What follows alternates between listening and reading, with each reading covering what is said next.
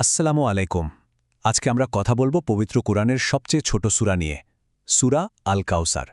আচ্ছা, সূরাটা তো ছোট, মাত্র ৩ আয়াত, কিন্তু এর ভেতরের বার্তা যে কতটা বিশাল, চলুন আজ আমরা একসাথেই সেটা আবিষ্কার করি। তো মূল আলোচনায় যাওয়ার আগে একটা প্রশ্ন কিন্তু মাথায় ঘুরপাক খায়, তাই না? যে মাত্র ৩টা আয়াত কিভাবে এর মধ্যে এত গভীর আশা, এত পরিষ্কার নির্দেশনা থাকতে পারে? চলুন এই রহস্যেরই সমাধান খোঁজা যাক। আচ্ছা, তাহলে শুরু করা যাক প্রথম আয়াত দিয়ে। এই সূরাটা শুরুই হচ্ছে এমন এক শক্তিশালী ঐশ্বরিক ঘোষণা দিয়ে, যা আসলে পুরো আলোচনারই মূল ভিত্তি। দেখুন, আয়াতের শব্দগুলো খেয়াল করলে বোঝা যায় এখানে বলা হচ্ছে ইন্না আতয়না কাল কাউসার, মানে নিশ্চয়ই আমি আপনাকে কাউসার দান করেছি।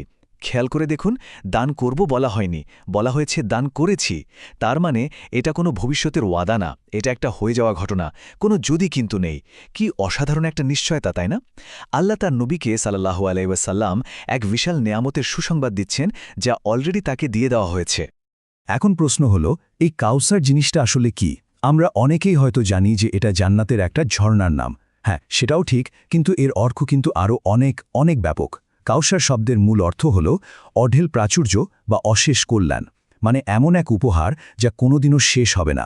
একবার শুধু ভাবুন তো, সেই কঠিন সময়ে নবীর সায়ের জন্য এটা কত বড় একটা সুসংবাদ ছিল। আচ্ছা, এত বড় একটা উপহার পাওয়ার পর তো একটা প্রশ্ন আসেই, তাই না? যে এর শুকরিয়া হিসেবে কি করতে হবে?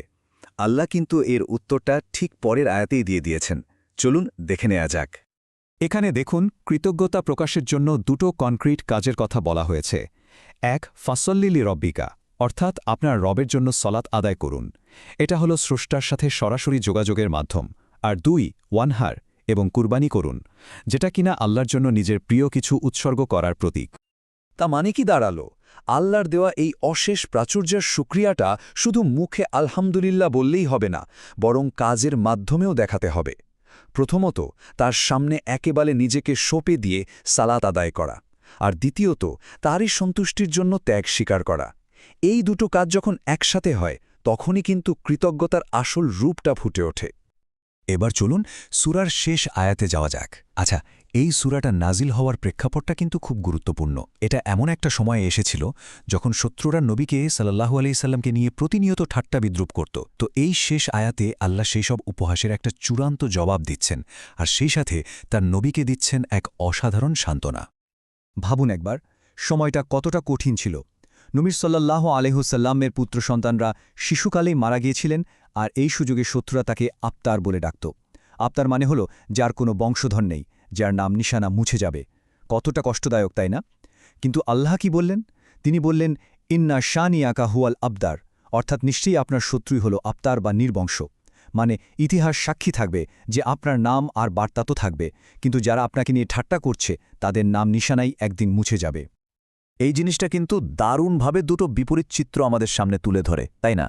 একদিকে দেখুন, নবীকে দেওয়া হলো কাউসার, মানে অশেষ কল্যাণ, যা যুগ যুগ ধরে বাড়তেই থাকবে। আর ঠিক তার বিপরীতে তার শত্রুদের জন্য কি থাকলো? আবতার, মানে সব কিছু থেকে বিচ্ছিন্ন, যার কোনো অস্তিত্বই থাকবে না। আর সত্যি বলতে, ইতিহাস তো আমাদের চোখের সামনেই এর সবচেয়ে বড় প্রমাণ, তাই না? তো এই যে পুরো আলোচনাটা হলো, এই ৩টা ছোট্ট আয়াত থেকে আমাদের প্রতিদিনের জীবনের জন্য মূল শিক্ষাটা কি? চলুন একদম সংক্ষেপে বিষয়টা গুছিয়ে নেওয়া যাক। দেখুন, এই সূরার সবচেয়ে বড় বার্তাগুলোর একটা হল আল্লাহর দেওয়া প্রাচুর্য বা কাউসার কিন্তু অফুরন্ত। আমাদের জীবনের ছোট বড় কত দিকে যে তার নেয়ামত ছড়িয়ে আছে, আমরা হয়তো সবসময় সেটা খেয়ালও করি না।